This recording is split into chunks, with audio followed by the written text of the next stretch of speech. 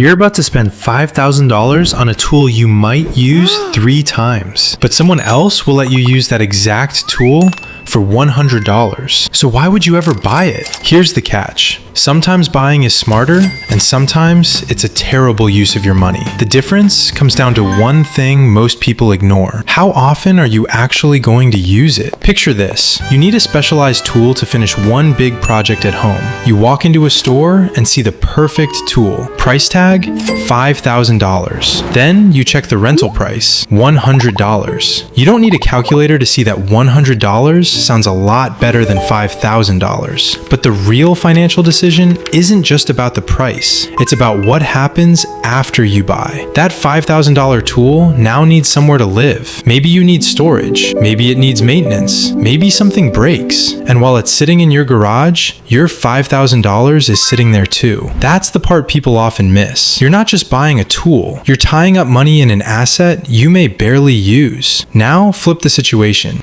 What if you're a contractor using that same tool every week? Suddenly, renting it for $100 every time could become a very different calculation. Here's a simple way to think about it. If buying costs $5,000 and renting costs $100, you'd need about 50 rental periods to equal the purchase price.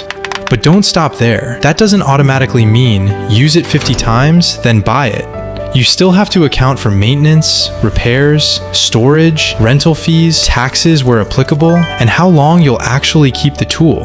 And there's another question that's even more important. What could that $5,000 be doing for you instead? Maybe it's part of your emergency savings. Maybe it helps pay down high-interest debt. Maybe you need it for equipment you actually use every day. That's opportunity cost, and it can completely change the decision. So before buying an expensive item, ask yourself 4 questions. How often will I use it? What's the total cost of renting it? What's the true cost of owning it? And what else could I do with the money? This isn't just about power tools.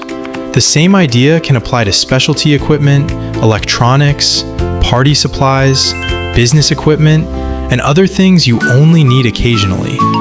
Because sometimes you're not paying for the thing, you're paying for access to the thing. And when you only need access a few times, owning it may not make much sense. But if you're using it constantly, buying could be the better long-term choice. That's the real lesson. Don't automatically buy something just because you can afford it. Buy when ownership actually makes financial sense. Otherwise, sometimes the smartest purchase is the one you never make. If you want more simple, practical money lessons like this, subscribe for more.